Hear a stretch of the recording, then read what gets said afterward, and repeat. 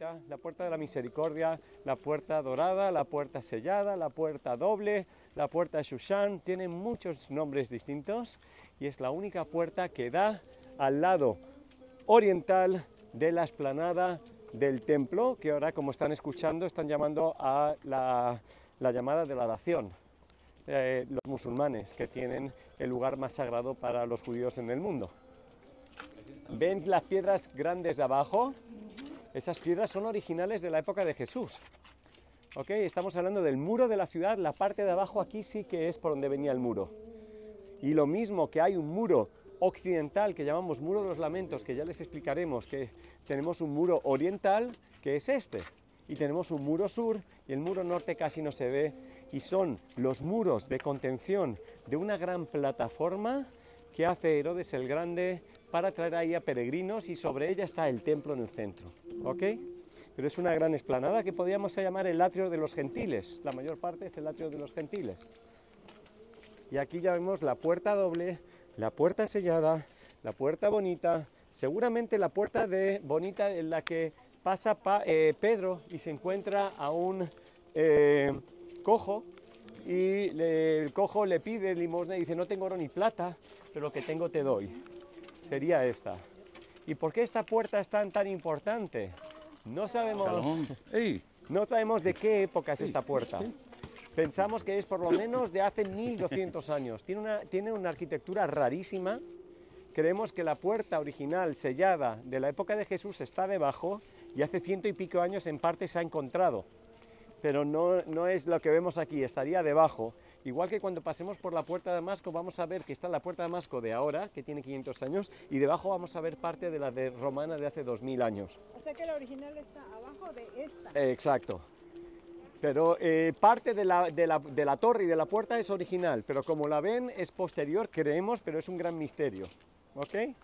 Hay muchas historias y los guías le dicen esto es así y esto es así y este cementerio, pero eso son historietas, son tradiciones. ¿Por dónde entró Jesús? El Monte de los Olivos. Una tradición dice que Jesús entra por esta puerta el Domingo de Ramos. Yo no creo que fuera eso, porque la entrada de la gente sería por donde vamos a estar luego, quizás el último día, en las escaleras sur. Esta es la entrada principal. Aquí parece ser que había un puente más abajo y por aquí a veces pasaba el sumo sacerdote y por aquí traían las cenizas de la vaca roja que se quemaban enfrente. Pero Zacarías es pastor, Ezequiel 44, ¿cuándo es donde el pastor le va a comentar? Lo quiero leer aquí? porque eso es leer. impresionante, es impresionante. Ese es el cementerio judío, estamos en el cementerio musulmán y aquí abajo está el cementerio cristiano.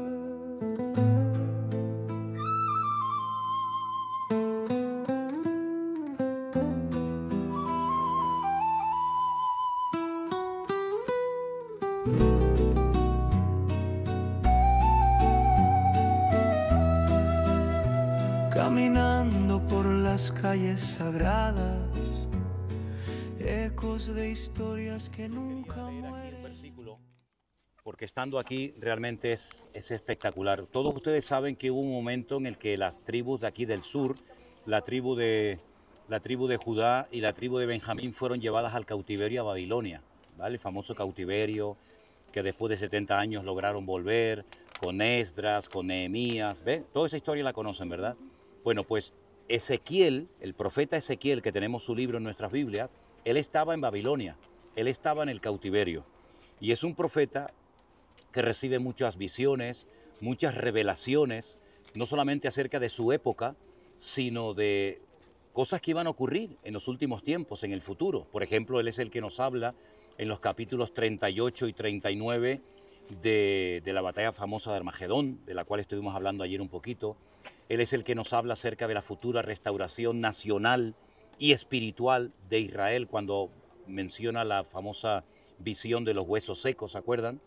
Pero quiero leerles unos versículos que, estando frente a esta puerta que está cerrada, es muy significativo, porque no tiene ningún sentido, ¿no les parece a ustedes, hacer una puerta para después cerrarla? Entonces, ¿para qué la haces? Es mejor seguir el muro.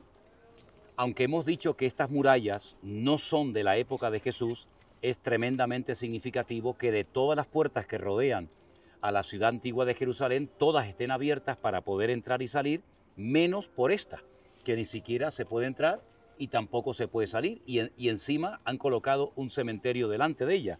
Pero escuchen este pasaje que les va a llamar mucho la atención. Se encuentra en el capítulo 44 del libro de Ezequiel. Si algún día tienen una oportunidad de hablar con un testigo de Jehová, lo van a dejar patinando, porque dice así, una visión que Ezequiel tiene en el cautiverio en Babilonia. Me hizo volver hacia la puerta exterior del santuario. El santuario, el templo estaba allá arriba, detrás de esa puerta. Repito, me hizo volver hacia la puerta exterior del santuario, la cual mira hacia el oriente. Ese es el oriente, ese es el este, ¿vale? Ese es el este. Y esa puerta estaba cerrada. Qué curioso, mira. Estaba cerrada, sigue estando cerrada.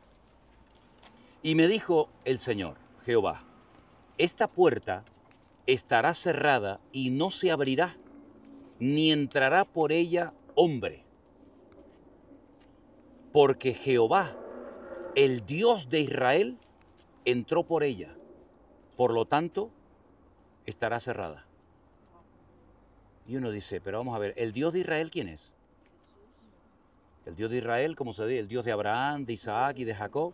Pero dice que la puerta estará cerrada porque el Dios de Israel entró por ella y por lo tanto no entrará hombre alguno.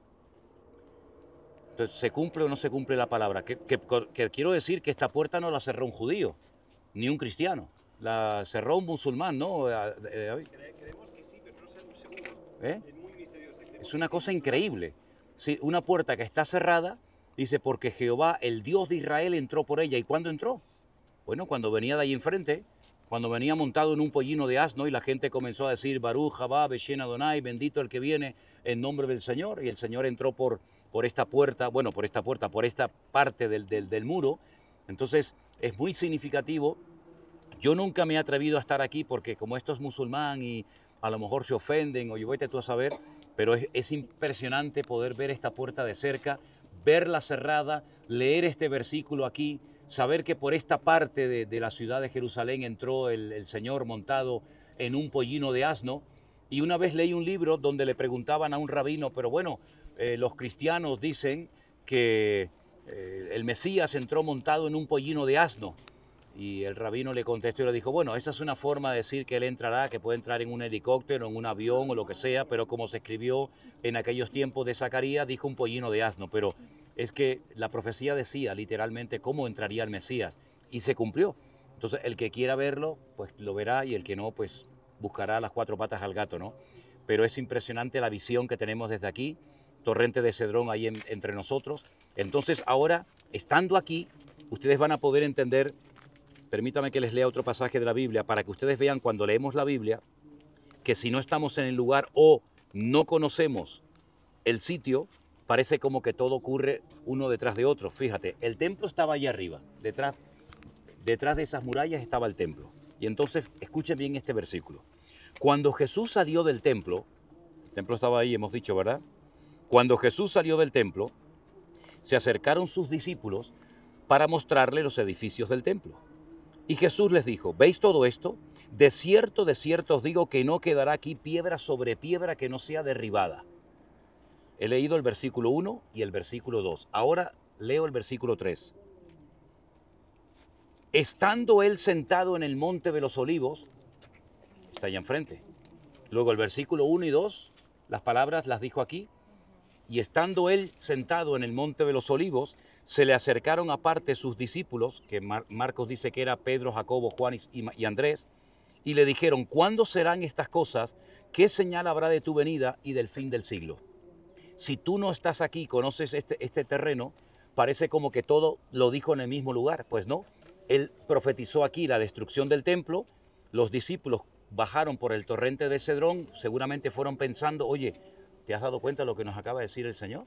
Que nos van a romper el templo, que nos van a destruir, que no va a quedar piedra sobre piedra. ¿Pero cómo va a ser esto? Bueno, vamos a preguntarle. Y estando allí sentado en el Monte de los Olivos, es cuando lo llaman aparte y le hacen esa pregunta.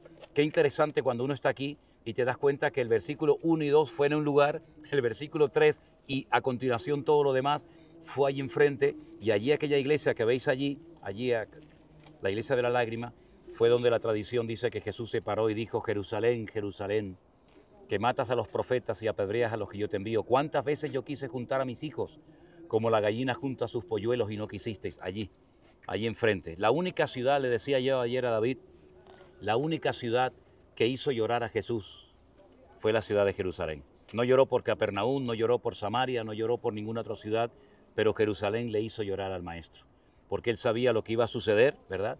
Y es en ese monte, si quieren leerlo más detenidamente después, en el hotel, Zacarías capítulo 14, dice que en aquel día pondrá sus pies sobre el monte de los olivos, y ese monte que ustedes lo ven ahora sí, se partirá por la mitad, saldrán aguas de su interior, y es allí donde se producirá el juicio de las naciones. En ese monte, a ese monte es donde vendrá el Señor Jesús. Así que mírenlo bien, porque cuando vengamos aquí a la nueva a la Jerusalén terrenal, ya todo será completamente diferente. Y muchos de los que están ahí enterrados resucitarán, algunos para vida eterna y otros para confusión y vergüenza eterna, ¿no? Así es que qué hermoso poder estar en esta ciudad, en este lugar, viendo todas estas cosas, entendiendo estos versículos y sobre todo viendo cómo a veces un versículo se dice en un sitio, otro versículo se dice en otro lugar. Así es que sigan disfrutando, porque es un privilegio el que ustedes están teniendo, privilegio que no tuvieron muchos en el pasado, que no pudieron nunca llegar a Jerusalén porque tenían prohibida la entrada, y nosotros, mira, aquí estamos. Pusieron este cementerio para que se contaminaran los sacerdotes cuando viniera el Mesías y no pudieran entrar a ministrar al templo, porque los sacerdotes se contaminaban si iban a cementerios. Así que impresionante esta panorámica. Disfruten de ella, hermanos.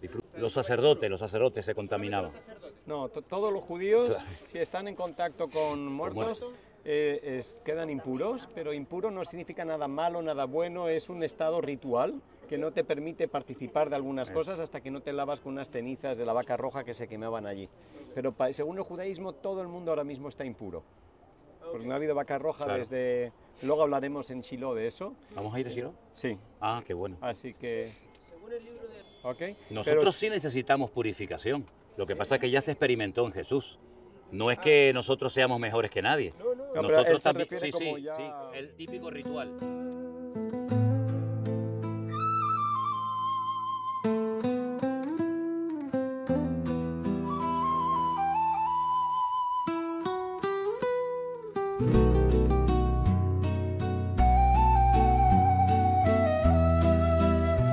Caminando por las calles sagradas, ecos de historias que nunca mueren. Mi alma se eleva en cada paso. Jerusalén, mi amor eterno. Las piedras hablan en silencio de promesas y sacrificios pasados, y mi corazón late más fuerte en la ciudad de los cielos abrazados. Jerusalén, madre de mis sueños, tu luz ilumina mi sendero, con cada rincón que toco, con cada no quieren que haya prueba de que eso era judío. Pero vamos a ver algunas de las tumbas más preciosas, monumentales, del cementerio más grande del mundo, usado nunca por ningún pueblo. Este cementerio lo están usando los judíos 3000 años. Desde la época de David y antes, desde David para después, perdón, hasta el día de hoy, excepto cuando los jordanos tuvieron esto 19 años, del 48 al 67, y rompieron parte. Ya estamos viendo las ruinas de la ciudad de David. Jerusalén, mi vida se funde en ti. Cierro los ojos y puedo sentir tu amor eterno, como el río que fluye en mí. Jerusalén, ciudad de mi alma, caminar por tus calles. Una pirámide y está ahí hay una base, Pero abajo. igual que esa, pero no, está arriba en el poblado de... Esta es la de Zacarías, los hijos de Jetzir, y la de Absalón, pero no. Vamos a ver. Esta de Zacarías, que también que dicen que es de Santiago, cuando lo matan aquí en Jerusalén, lo entierran allí. Eso claramente es una tumba de un sumo sacerdote o un rey. No hay alguien con... No, son las tumbas más bonitas que tenemos en Israel. La de Herodes no quedó en pie, pero era muy parecida a la de Absalón. Sabemos de quién es la tumba que hay justo al lado de este monolito con pirámide. ¿Ven ahí las dos columnas a la izquierda? Eso es un palacio, y así eran los palacios de la época griega, y es una tumba de la época helenística. Y si entramos ahí está lleno de habitaciones con camas alrededor y se puede entrar. Yo hice ahí un vídeo con Sergio Baccari. Yo te vi. Se llama la tumba de los hijos de Hetzir, que era, habían 24 grupos de sacerdotes que servían en el templo, se turnaban, y esa tumba es de los hijos de Hetzir que aparece en los libros de crónicas como la 17ª o 19ª de los distintos grupos de sacerdotes que iban allá.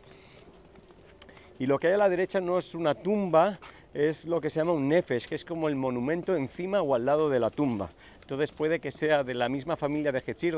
Ahí hay muchas generaciones de sacerdotes y sumos sacerdotes de Jerusalén que se enterraron en ese. Pero las tumbas están vacías, todas las tumbas están vacías, porque lo primero que hace un ejército invasor es mirar a ver si encuentran riquezas, ¿no? Entonces, ahora imagínense, lo que hablaba con Sergio es que seguramente mirando estas tumbas es donde Jesús se inspira cuando le está diciendo a los discípulos de que, hablando de la... le dice a los fariseos, les llama sepulcros blanqueados, hipócritas, que por fuera están bonitos y llenos de yeso y de color, pero dentro están llenos de inmundicia. Pues yo creo que se refería a estas tumbas tipo palacio, que estaban pintadas con yeso, como hablamos en Cesarea Marítima, y pintadas de colores, pero dentro estaban llenos de huesos y de cosas impuras, ¿no? Los dos lugares que tienen que saber para orientarse en Jerusalén, en la ciudad vieja, que solo tiene 1 kilómetro cuadrado, es ridículamente pequeño, y solo vivía gente aquí. Hasta 1860 nadie vivía fuera de las murallas porque era peligroso, y vivían aquí menos de 35.000 personas. Hoy es 1 millón, pero ya está fuera de las murallas, ¿no? Entonces, la puerta de Damasco, según entra la puerta de Damasco, la calle se divide en dos, una baja y una alta. Eran las dos grandes avenidas romanas. De esta le lleva al monte Sión, que no es Sión, tumba de David, el cenáculo, y este le lleva por el muro de los lamentos a la ciudad de David. Y hoy va a haber aquí muchísimo movimiento porque van a ir muchos musulmanes a rezar en la explanada del templo, en la explanada de las mezquitas, ahí dentro. Pero nosotros venimos por la mañana antes de que empiece todo ese jaleo. A mí me pasa algo que no quiero que me siga pasando, y es que ya te acostumbras. Entonces, como cuando te acostumbras, no es la sensación de la primera vez que dices, wow, esto que... No quiero que me pase eso, ¿no? Decir, bueno, ya estoy acostumbrado a verlo como algo normal, pero no es normal ver esto, ¿saben? No es normal, es una bendición tremenda el estar aquí viendo esta panorámica, que es una hermosura tanto de día como de noche, ¿eh? Da igual a la hora que subas, hemos subido aquí de noche. Me acuerdo que un día tú me subiste, que yo venía del aeropuerto, y subimos aquí, y es una panorámica maravillosa. Bueno, esa cúpula ahí que veis, el domo de la roca, bueno, pues todo eso tiene que ver con Abraham, cuando vino a sacrificar a su hijo Isaac. ¿Se acuerdan? Que al final no lo sacrificó porque encontró un carnero atado, pero había venido de Beersheba caminando 3 días para subir al monte Moriah, que era un monte, no era así una explanada como ahora, ¿no? Para sacrificar a su hijo Isaac. Qué tremendo, ¿no? Que ahí estuvo Abraham, Isaac. También David. David dice que subió para parar la mortandad por un censo que había hecho sin permiso del Señor. Y aquí a la izquierda, esa cupulita marrón o gris, esa es la famosa mezquita de Al-Aqsa, que aquí un día me dijo un musulmán, mírala bien, porque ahí es donde oraba Adán y Eva. Fíjate tú, ¿eh? Y después dice que uno está loco. Ahí donde se ponen a orar, hoy, ahora ya no porque terminó, pero toda esa esplanada hay días que se pone llena de miles de musulmanes los días viernes orando. Si recuerdan allí la puerta dorada, la que está cerrada, ¿la ven? Allí estuvimos esta mañana nosotros, al otro lado del torrente del Cedrón. Estamos ahora en el Monte de los Olivos, y al otro lado estaba el Monte Moriah. Miren allí la puerta, caminamos por todo salimos por allá, por la Puerta de los Leones, vinimos caminando por todo el cementerio y salimos por aquí, bajamos al torrente del Cedrón, lo caminamos todo por abajo, fuimos al huerto de Getsemaní. Bueno, esta iglesia que ven aquí es dice la iglesia de la lágrima, que es donde Jesús lloró cuando vio la ciudad de Jerusalén. y después nos vinimos aquí al Monte de los Olivos, y si siguiéramos caminando para allá, pues allá atrás ya está el desierto de Judea. Fíjate qué cerquita está de la ciudad. Y este monte fue el que subió David, dice, llorando y descalzo cuando su hijo Absalón quería usurpar el trono. Pues este también es el famoso Monte de los Olivos. Y en este monte es donde dice la Biblia, bueno, lo voy a leer, sí, porque muchas veces lo menciono, y lo voy a leer para no equivocarme, ni añadir, ni quitar nada, donde se producirá la segunda venida del Señor Jesús, ¿no? Zacarías capítulo 14 dice, he aquí el Señor viene y en medio de ti serán repartidos tus despojos, porque yo reuniré a todas las naciones para combatir contra Jerusalén. La ciudad será tomada, serán saqueadas las casas, violadas las mujeres, etcétera, etcétera. Pero más adelante dice, y se afirmarán, Zacarías 14:4, y se afirmarán sus pies en aquel día sobre el Monte de los Olivos, aquí mismo, que está enfrente de Jerusalén, al oriente. Es que cuando estás aquí, dice, es que no tengo que imaginarme nada, ¿no? El Monte de los Olivos que está al oriente, enfrente de Jerusalén, y dice, y se partirá por en medio, hacia el oriente y hacia el occidente, haciendo un gran valle. La mitad del monte se apartará hacia el norte, la otra mitad hacia el sur, y huiréis al valle de los montes, porque el valle de los montes llegará hasta Azal, y habrá un terremoto como en los días del rey Usías, y vendrá Jehová mi Dios, y con él todos los santos. Y acontecerá, y esto es un misterio porque esto no hay quien lo entienda, y acontecerá que ese día no habrá luz clara ni oscura. Será un día el cual solamente es conocido por Jehová. No será de día ni de noche. Pero sucederá que al caer la tarde habrá luz. Pues claro, si no es de día y no es de noche, ¿qué tipo de día es? Solamente Dios sabe lo que está hablando el Señor aquí, ¿no? Pero claro, nosotros relacionamos la luz con el sol, ¿no? Miren el sol que hay ahora mismo ahí. Si no hay sol, aparentemente no hay luz. Pero sin embargo, cuando lees la Biblia en el libro del Génesis, dice que lo primero que Dios dijo es, sea la luz. Y fue la luz. Y al cuarto día creó el sol. Entonces, si había luz el primero, el segundo y el tercero, pero no había sol, ¿cómo había luz? No, mira, no había No lo había oído nunca. No lo había analizado. Eso de que no había el sol se sí, había la luz. Pero yo pensé que cuando dijo, hágase la luz, ya el sol salió. No. ¿Te das cuenta que lo que uno piensa y lo que uno es diferente? Ajá. Entonces, ¿qué ocurre? Dios creó la luz, no había sol hasta el cuarto día, no lo entendemos, ¿verdad? Pues tampoco entendemos cuando dice que cuando Él venga no será de día ni de noche, sino un día que solamente conoce el Señor. Porque hay cosas que no podemos entender, lógicamente, ¿no? Entonces, estando en este lugar, en el Monte de los Olivos, mírenlo bien, porque cuando el Señor venga, este lugar cambiará completamente. Dice que será un gran valle. Claro, date cuenta que aquí tendrán que venir millones y millones y millones de personas en este valle, las naciones, para ser juzgadas. Y no solamente para ser juzgadas, sino que cuando Él venga, Él va a establecer su reino milenario aquí en la ciudad de Jerusalén durante 1000 años. Esto siempre es al final de la Gran Tribulación. La Gran Tribulación termina con la batalla de Armagedón, con la segunda venida del Señor Jesucristo, del Mesías, establece su reino milenario, y esto podemos verlo en Isaías. Hay capítulos enteros en Isaías, el 64, el 65, que nos habla de cómo será esa época. Dice que, por ejemplo, el lobo y el cordero podrán estar juntos, el niño jugará con la serpiente y no le picará, no habrá daño, la longevidad de la gente será como volver a los tiempos del jardín del Edén, será un tiempo maravilloso, no habrá maldad porque Satanás estará atado por 1000 años, ¿verdad? Y todas las naciones que hubieren sido salvas, porque habrán millones de personas que escaparon con vida de la gran tribulación, tendrán que venir todos los años aquí a Jerusalén a adorar al gran rey, al Señor. Y el que no venga, ese año no cae ni una gota de lluvia sobre su país. Entonces, todas estas cosas sucederán y se volverá a practicar o a celebrar la fiesta de Sukkot o de los tabernáculos, y es cuando tendrán que venir. Es decir, nosotros sabemos tantas cosas que el mundo ignora, ¿no?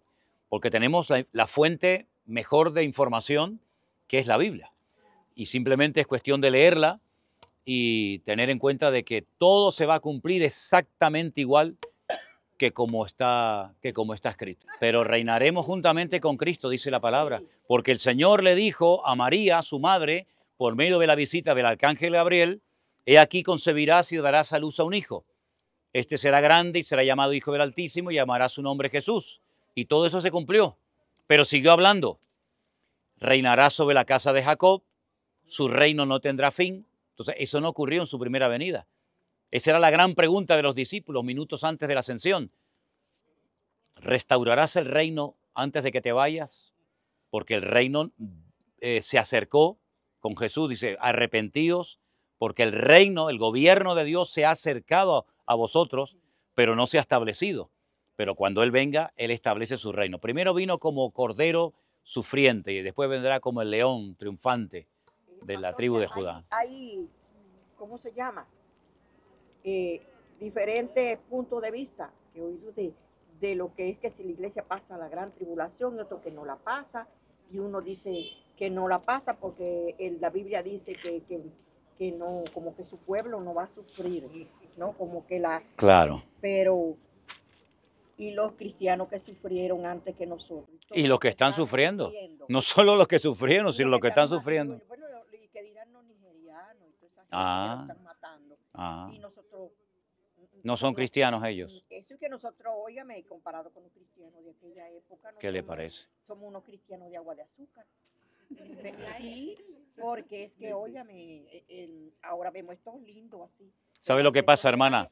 Que nosotros tenemos que adaptarnos a la enseñanza bíblica y no pretender que la Biblia se adapte a nuestra conveniencia y a nuestras opiniones personales. En el tema este que tú estás tocando, que es lo que se llama escatología, acontecimientos finales, la Biblia ha dado una información, al que le guste bien y al que no también.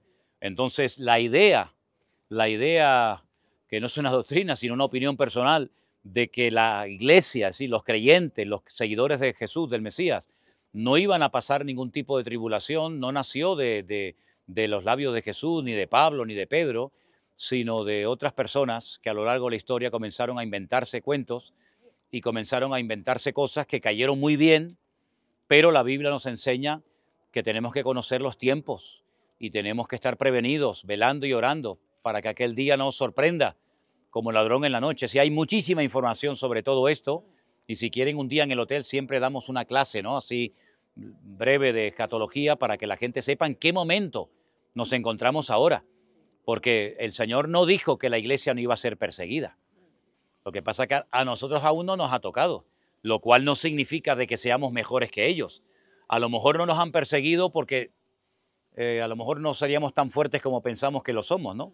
Así es que este tema es muy interesante y el Señor va a venir, pero antes de su venida hay muchas señales que se han ido cumpliendo y que se están cumpliendo y que nos advierten que los tiempos se acortan.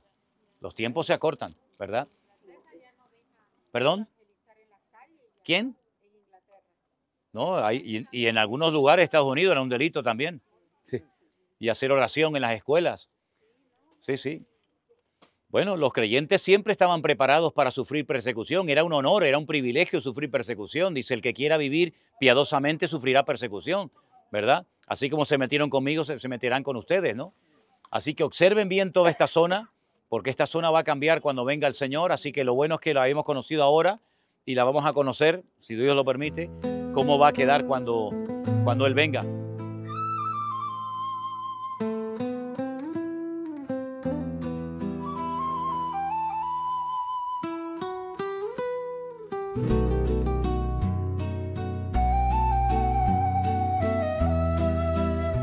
Caminando por las calles sagradas, ecos de historias que nunca mueren. Mi alma se eleva en cada paso. Jerusalén, mi amor eterno. Las piedras hablan en silencio de promesas y sacrificios pasados. Y mi corazón late más fuerte en la ciudad de los cielos abrazados. Jerusalén, madre de mis luz ilumina mi sendero, con cada rincón que toco, con cada suspiro, me siento cerca de lo divino. El viento susurra entre las murallas, un canto antiguo de esperanza y fe. Recuerdo las huellas de los patriarcas que caminaban en tu suelo sagrado. Bajo el sol ardiente o la luna fría, Jerusalén, mi vida se funde en ti. Cierro los ojos y puedo sentir tu amor eterno, como el río que fluye en mí. Jerusalén, ciudad de mi alma, caminar por tus calles es caminar en la historia. No hay nada que compare con tu gloria, Jerusalén. Mi amor por ti no tiene fin.